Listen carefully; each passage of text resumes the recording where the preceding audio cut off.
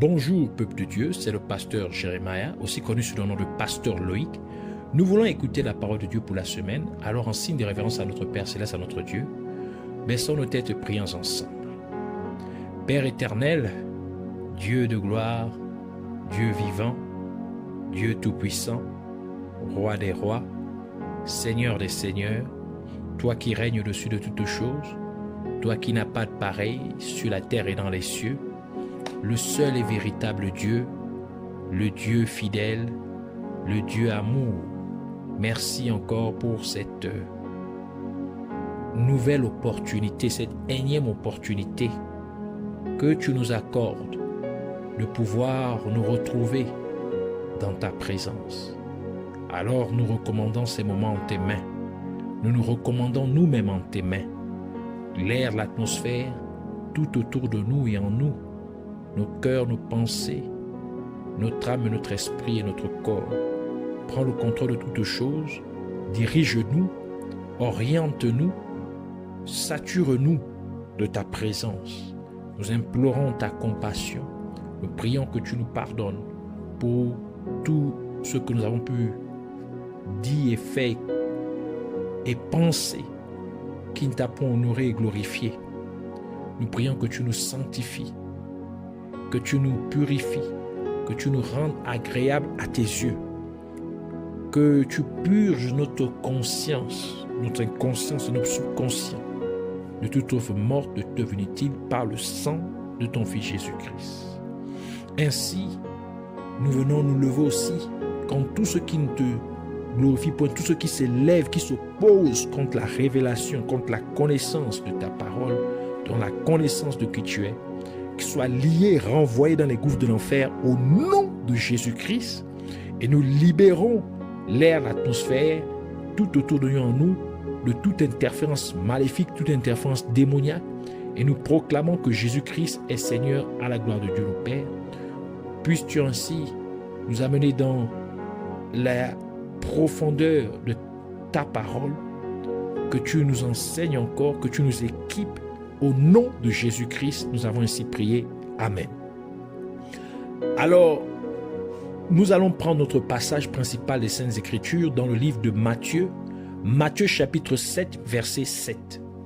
Nous lisons ainsi la parole de Dieu dans Matthieu chapitre 7, verset 7, au nom de Jésus-Christ.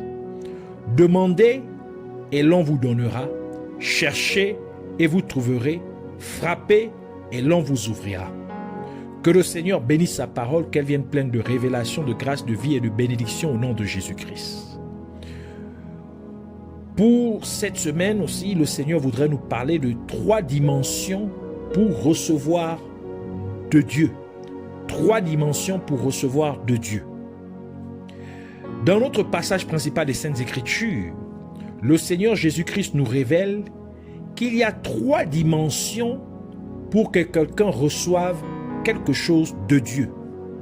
Et ces dimensions sont respectivement demander, chercher et frapper. Alors nous allons parler premièrement de demander. Donc la première dimension, demander. La première dimension pour que quelqu'un obtienne quelque chose de Dieu est de demander.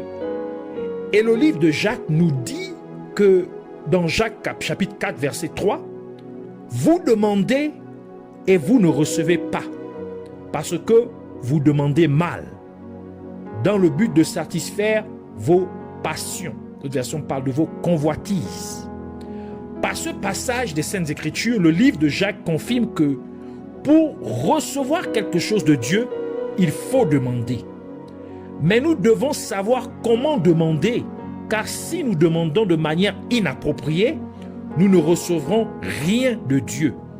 Il y a donc une bonne façon de demander et une mauvaise façon de demander. Et c'est pourquoi les disciples demandèrent à Jésus-Christ de leur apprendre, de leur enseigner à prier. En d'autres termes, les disciples ont demandé que Jésus-Christ leur enseigne comment demander.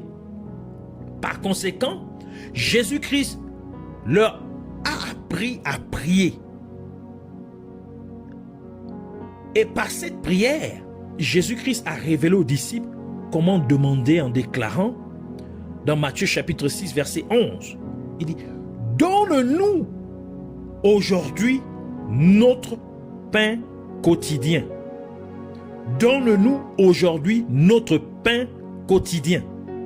Cela signifie que lorsque nous prions Dieu pour lui demander quelque chose, nous devons lui demander de nous donner notre pain quotidien. Par conséquent, chaque jour, nous devons demander à Dieu de nous donner notre pain pour la journée. Et Jésus-Christ a dit dans Jean chapitre 6 verset 35, Jésus leur dit, « Je suis le pain de vie. Celui qui vient à moi n'aura jamais faim, et celui qui croit en moi n'aura jamais soif. » Ainsi, lorsque nous prions quotidiennement, nous devons demander Jésus-Christ dans notre prière, car il est le pain de vie, il est notre pain quotidien. Lorsque nous demandons Jésus-Christ dans notre prière quotidienne, nous demandons donc à Dieu notre pain quotidien. Et nous le recevrons ainsi, car nous demandons à Dieu ce qu'il faut. Et pourquoi devons-nous demander à Dieu de nous donner notre pain quotidien? En d'autres termes, pourquoi devons-nous demander à Dieu de nous donner Jésus-Christ chaque jour? La réponse est simple. Parce que toutes choses ont été créées par Jésus-Christ. Et pour Jésus-Christ, comme le déclare le livre de Colossiens, Colossiens chapitre 1 verset 16 qui dit, « Car en lui ont été créées toutes les choses qui sont dans les cieux et sur la terre, les visibles et les invisibles, trône, dignité, domination, autorité. Tout a été créé par lui et pour lui. » Cela nous révèle que Jésus-Christ est le Créateur. Il est le Créateur de toutes choses. Et c'est pour lui que toutes choses existent. Donc, quand vous demandez Jésus-Christ dans votre prière, vous demandez celui qui a créé toutes choses. Vous demandez celui pour qui toutes choses existent. Cela signifie simplement que lorsque vous avez Jésus-Christ, vous avez réellement tout. Et c'est la raison pour laquelle vous devez demander à Dieu de vous donner chaque jour Jésus-Christ, car c'est bien votre pain quotidien. Et cela est confirmé par le livre de Jean, qui nous dit que toutes choses ont été créées par la parole de Dieu. Jean chapitre 1 verset 1 à 3 qui dit, « Au commencement était la parole, et la parole était avec Dieu, et la parole était Dieu. Elle était au commencement avec Dieu.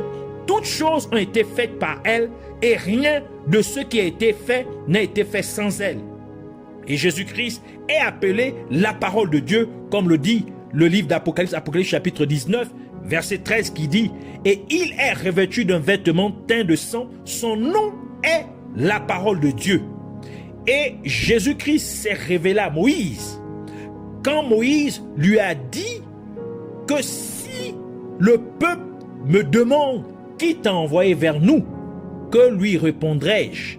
Et il répondit, dans Exode chapitre 3 verset 14, Dieu dit à Moïse, « Je suis celui qui suis. » Et il ajouta, « C'est ainsi que tu répondras aux enfants d'Israël. Celui qui s'appelle « Je suis » m'a envoyé vers vous. » Et c'est la raison pour laquelle nous devons demander à Dieu de nous donner notre pain quotidien. C'est pourquoi nous devons demander Jésus-Christ dans notre prière chaque jour, car il est le « Je suis », celui qui suit. Il est celui qui est présent.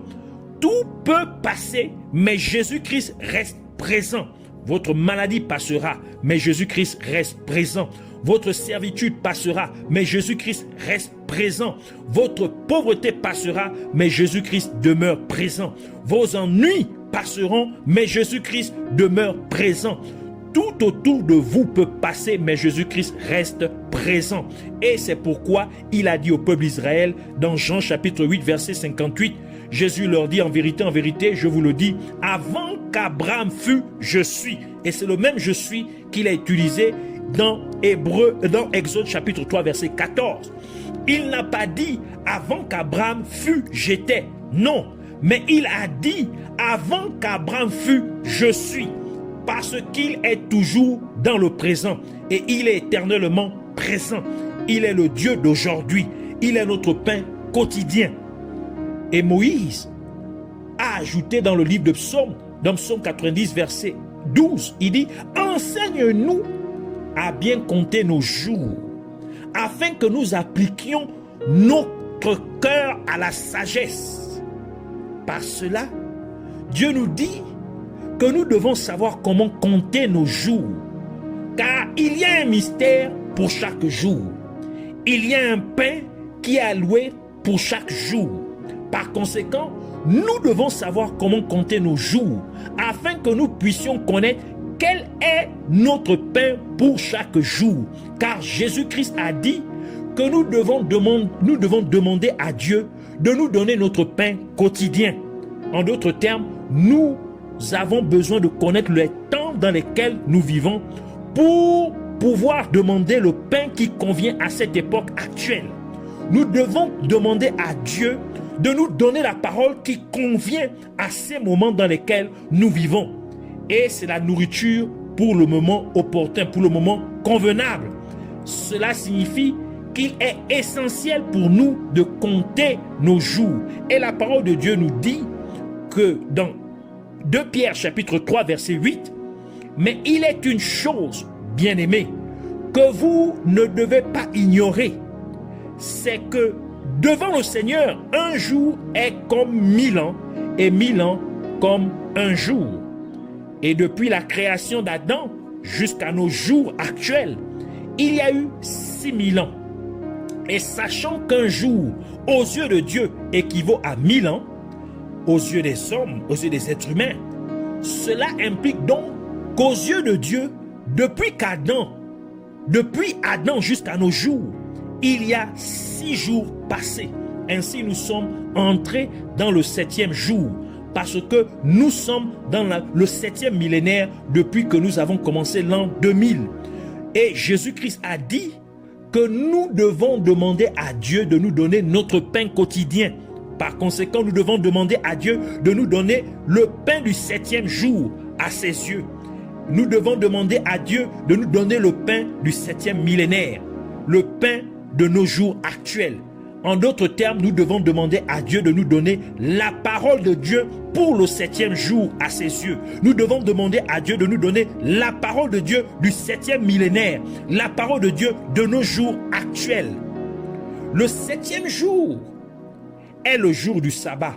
Et Jésus-Christ a dit dans Matthieu chapitre 24 verset 20, « Priez pour que votre fuite n'arrive pas en hiver, ni un jour de sabbat. » Jésus-Christ a spécifiquement demandé que nous prions pour que ce jour particulier, le jour du sabbat, c'est-à-dire pour notre temps actuel. Par conséquent, Jésus-Christ a vu que pendant notre temps, nous ne prierons pas comme nous le devrions. Jésus-Christ a vu que pendant nos jours actuels, la prière serait mal faite, car nous ne demanderions pas le pain quotidien dans nos prières. Nous ne demanderons pas Jésus-Christ dans nos prières. Par conséquent, les gens ne prieront pas pour demander, ne prieront pas pour désirer Jésus-Christ, mais ils prieront pour que leur désir matériel soit satisfait. Et ce faisant, les gens prieraient pour satisfaire leur convoitise. Ils prieraient en fait de travers. Ainsi, ils ne recevront rien de Dieu. Ainsi, parce que nous sommes au jour du sabbat, nous sommes au 7e jour aux yeux de Dieu. Nous devons donc prier pour le retour de Jésus-Christ. Nous devons prier pour que Jésus-Christ prépare son église pour son retour. Nous devons prier pour l'enlèvement de l'église, l'épouse de Jésus-Christ. Car le sabbat est le jour du repos.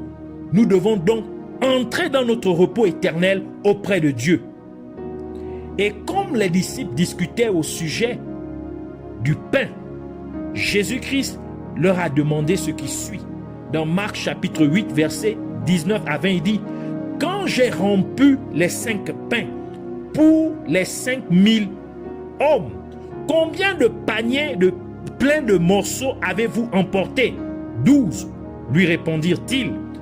Et quand quand j'ai rempli les 7 pains pour les 4000 hommes, combien de corbeilles pleines de morceaux avez-vous emporté? 7, répondirent-ils. Et le livre de Genèse, dans le livre de Genèse, Joseph nous révèle la signification des corbeilles, la signification des paniers. Genèse chapitre 40, versets 16 à 19, il dit: le chef des panetiers, voyant que Joseph avait donné une explication favorable, dit: voici, il y avait aussi dans mon songe 3 corbeilles de pain blanc sur ma tête. Dans la corbeille la plus élevée, il y avait pour Pharaon des mets de toute espèce, cuits au four. Et les oiseaux les mangèrent dans la corbeille au-dessus de ma tête. Joseph répondit et dit: en voici l'explication. Les 3 corbeilles sont 3 jours. Encore 3 jours, et Pharaon enlèvera ta tête du dessus de toi, te fera pendre à un bois, et les oiseaux mangeront ta chair. Ainsi, les 7 corbeilles signifient 7 jours, sachant qu'un jour avec Dieu équivaut à 1000 ans avec les hommes. Et nous voyons qu'il y avait du pain à l'intérieur de chacune des 7 corbeilles que les disciples ont ramassées. Ce qui veut dire qu'il y a du pain disponible pour chaque jour. En d'autres termes, il y a du pain disponible pour chaque millénaire. Et puisque nous sommes au 7e millénaire, il y a aussi du pain disponible pour notre époque actuelle. Cela confirme donc qu'il y a une parole de Dieu appropriée pour chaque époque, pour l'époque actuelle dans laquelle nous vivons. Et la femme de Canaan répondit ce qui suit à Jésus-Christ dans Matthieu chapitre 15 verset 27. Elle dit: oui Seigneur, dit-elle, mais les petits chiens mangent les miettes qui tombent de la table de leur maître. Lors de la première multiplication des pains par Jésus-Christ, il restait 12 corbeilles de pain.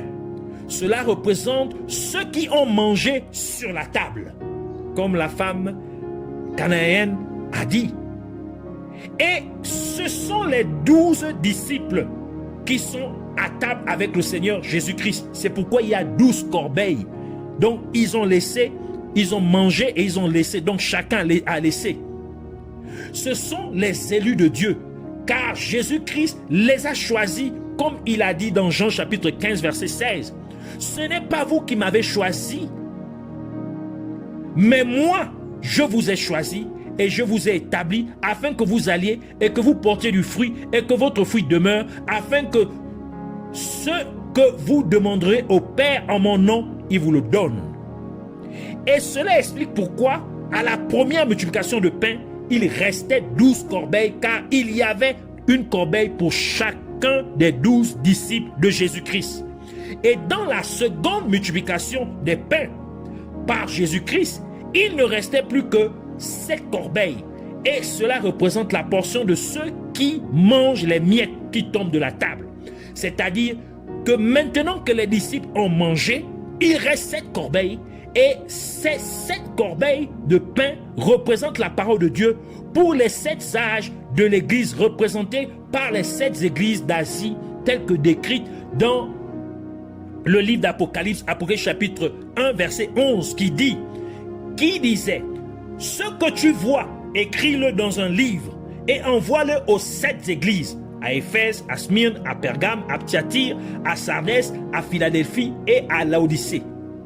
Ainsi, par les 7 corbeilles restantes, Dieu dit qu'il ouvre maintenant la porte aux autres personnes, autres que les 12 disciples. Et cela signifie que la porte est ouverte pour l'Église. Et nous voyons que dans le rêve du chef des panetiers, les oiseaux mangèrent le pain qui se trouvait dans les 3 paniers. Et en conséquence, au bout de 3 jours, le chef des panetiers fut pendu à un arbre. C'est-à-dire que parce que le chef des panetiers laissa les oiseaux manger la parole de Dieu, il fut donc pendu à un arbre.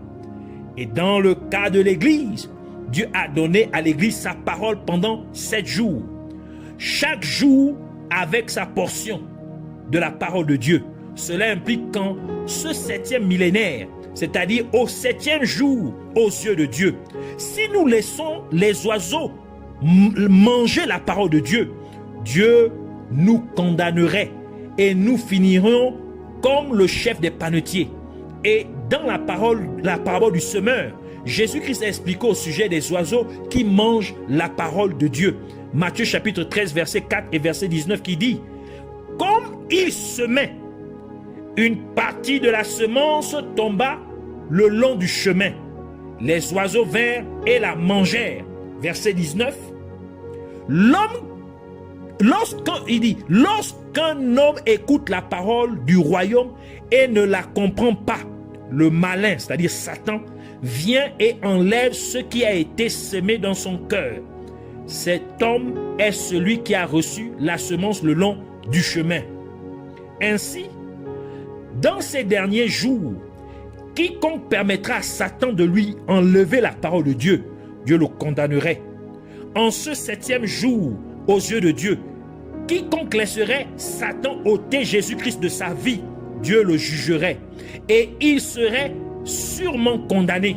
C'est pourquoi chaque jour, demandons à Dieu de nous donner Jésus-Christ, demandons à Dieu de nous donner sa parole et que sa parole soit gravée dans notre cœur comme Dieu le fit avec les 10 commandements en les gravant sur des tablettes de pierre.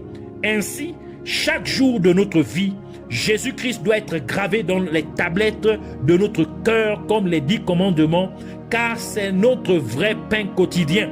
Et ce faisant, nous recevrons effectivement de Dieu. La deuxième dimension pour recevoir de Dieu, c'est chercher. Chercher. La deuxième dimension pour que quelqu'un reçoive de Dieu est de chercher. Mais nous cherchons généralement ce que nous avons perdu. Par conséquent, qu'avons-nous perdu? Le livre de Genèse nous dit que dans le jardin d'Éden, Dieu venait habituellement passer du temps avec Adam et Ève. Ainsi, Adam et Ève pouvaient voir l'image de Dieu. Mais quand Adam et Ève péchèrent contre Dieu, la présence de Dieu quitta le jardin d'Éden.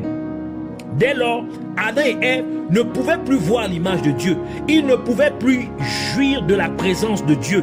Cela signifie qu'Adam et Ève ont perdu l'image de Dieu. Et en conséquence, Adam et Ève peinaient maintenant pour leur provision quotidienne. Ils avaient de la peine pour manger quotidiennement. C'est pourquoi nous devons chercher la présence de Dieu que nous avons perdu, tel que le livre de Psaume déclare dans Psaume 27, verset 8. Il dit: mon cœur dit de ta part, cherchez ma face. Je cherche ta face, ô Éternel. Psaume 105, verset 4 ajoute pour dire: ayez recours à l'Éternel et à son appui. Cherchez continuellement sa face.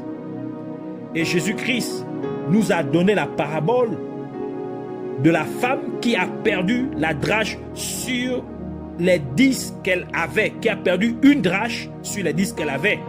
Luc chapitre 15 verset 8 qui dit: ou quelle femme, si elle a 10 drachmes et qu'elle a perdu une, n'allume une lampe, ne balaie la maison et ne cherche avec soin jusqu'à ce qu'elle la retrouve. La drachme, dans les temps anciens, était une monnaie utilisée pour se marier. Et si, ici, cette femme en particulier s'est assurée qu'elle cherche et retrouve la drachme qui a été perdue, car elle a besoin de se marier. Et cette femme représente l'Église. Et la maison est un symbole du temple de Dieu. Cela signifie donc que l'Église doit chercher et retrouver l'image de Dieu qui a été perdue. L'Église a besoin de rechercher et de retrouver la présence de Dieu qui a été perdue. Et parce que la drachme a été donnée lors du mariage, cela signifie que l'Église a perdu le prix de sa dot.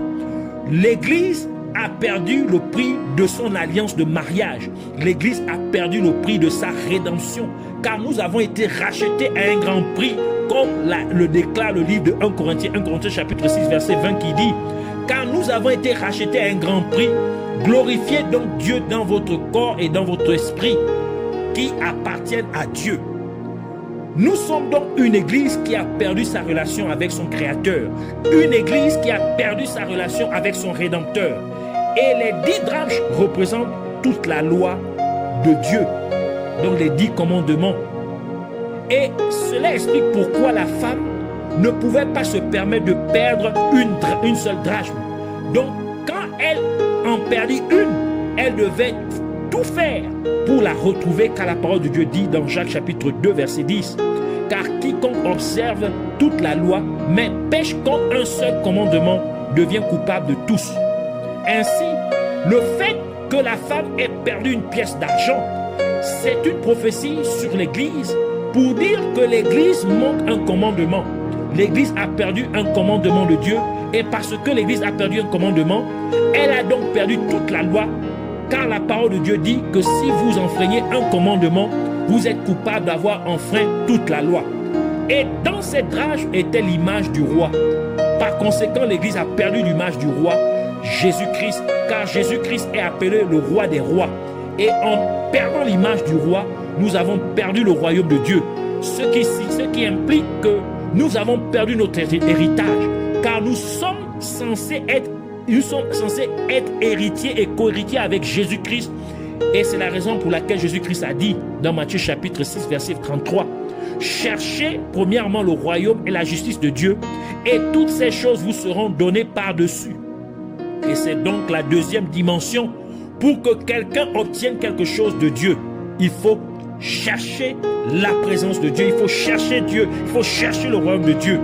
Une fois que vous l'avez trouvé, vous avez accès aux choses du royaume. Vous avez accès à l'héritage du royaume. La troisième dimension pour en recevoir quelque chose de Dieu est frapper. Et la troisième et la dernière dimension pour recevoir quelque chose de Dieu, c'est de frapper, car Jésus-Christ a dit « Frappez et l'on vous ouvrira ». Cependant, c'est généralement à la porte que l'on frappe. Et Jésus-Christ a dit dans Jean chapitre 10 verset 7, Jésus leur dit encore, en vérité, je vous le dis, je suis la porte des brebis. Par conséquent, la porte à laquelle nous devons frapper, c'est Jésus-Christ. Et le livre d'Ésaïe, en se référant à Jésus-Christ, ajoute pour dire, dans Ésaïe chapitre 53 verset 4, « Cependant, ce sont nos souffrances qu'il a portées, c'est de nos douleurs qu'il s'est chargé, et nous l'avons considéré comme puni, frappé de Dieu et humilié. » Cela implique que, comme Jésus-Christ fut frappé, c'est-à-dire comme la porte fut frappée, par conséquent, le chemin vers le Saint des Saints nous est maintenant ouvert, afin que nous puissions avoir accès à la présence de Dieu. Et c'est pourquoi lorsque Jésus-Christ rendit l'âme sur la croix, le voile dans le temple de Dieu se déchira en deux, de haut en bas. C'était le voile qui séparait le lieu saint du Saint des Saints. Cela signifie donc que la voie vers le Saint des Saints nous est maintenant ouverte. Le chemin vers la présence de Dieu nous est maintenant rendu accessible. Et c'est la troisième dimension pour recevoir quelque chose de Dieu, qui est de frapper à la porte, qui est Jésus-Christ. Et cela a été fait lorsque Jésus-Christ fut frappé puis crucifié sur la croix. Par conséquent, nous avons maintenant accès à notre bénédiction éternelle. Nous pouvons maintenant exercer librement notre sacerdoce, car nous avons été faits sacrificateurs de Dieu par Jésus-Christ. Apocalypse chapitre 1 verset 6 dit « Et qui a fait de nous un royaume des sacrificateurs pour Dieu son Père, et à lui soit la gloire et la puissance au siècle des siècles. Amen. » Et le sacrificateur a le droit de manger une part de l'offrande faite à Dieu, tel que l'apôtre Paul explique dans 1 Corinthiens chapitre 9 verset 13 qui dit « Ne savez-vous pas que ceux qui remplissent les fonctions sacrées, donc ceux qui exercent à l'autel sont nourris par le temple. Ceux qui servent à l'autel ont part à l'autel. Donc ils ont droit aux choses qui sont données sur l'autel. Cela signifie que nous partageons maintenant les choses qui appartiennent à Dieu lorsque nous exerçons notre sacerdoce. Ainsi, la troisième dimension pour recevoir quelque chose de Dieu est de s'assurer que vous continuez à faire ce que Dieu vous a appelé à faire ici-bas sur terre. Vous devez continuer à servir Dieu afin de pouvoir recevoir votre part de ces choses qui appartiennent à Dieu. Ainsi, nous voulons prier pour dire merci Seigneur Jésus-Christ pour cette compréhension de ta parole que tu m'as transmise. Et je prie, Père Céleste, que tu m'aides afin que chaque jour je te demande de me donner mon pain quotidien. Que je ne te demande pas des choses inutiles, mais que je te demande Jésus-Christ tous les jours. Car si j'ai Jésus-Christ, j'ai tout. Et parce que nous sommes au 7e jour, à tes yeux, je te prie, Abba Père, afin que tu me donnes donc le pain du 7e jour. Donne-moi, s'il te plaît, ta parole pour ce 7e millénaire dans lequel nous vivons. C'est pourquoi, comme le dit ta parole, je prie pour ton retour, Seigneur Jésus-Christ, afin, s'il te plaît, prépare ton Église pour ton retour imminent. Amène-nous à rentrer dans notre repos éternel. Amène-nous à rentrer dans notre sabbat. Et encore, je prie, Dieu Tout-Puissant, que chaque jour que tu fasses, que tu m'amènes à chercher ta face. Laisse-moi courir après ta présence à tout moment. Laisse-moi contempler ton visage. Laisse-moi contempler ta face, afin que je puisse vraiment et à tout moment te ressembler au nom de Jésus-Christ. Et comme tu es la porte du Saint des Saints, Seigneur Jésus-Christ, et comme la porte a été ouverte par le fait que tu as été frappé et crucifié sur la croix, laisse-moi donc entrer afin que je puisse maintenant opérer dans mon office de sacrificateur du seul et véritable Dieu. Et pendant que je le fais, permets-moi maintenant de prendre part aux choses qui appartiennent à Dieu, au nom de Jésus-Christ. Je te remercie, Père Céleste, parce que je crois que tu l'as fait. Puisses-tu donc recevoir toute l'adoration et que ton nom soit jamais exalté au nom de Jésus-Christ. Amen.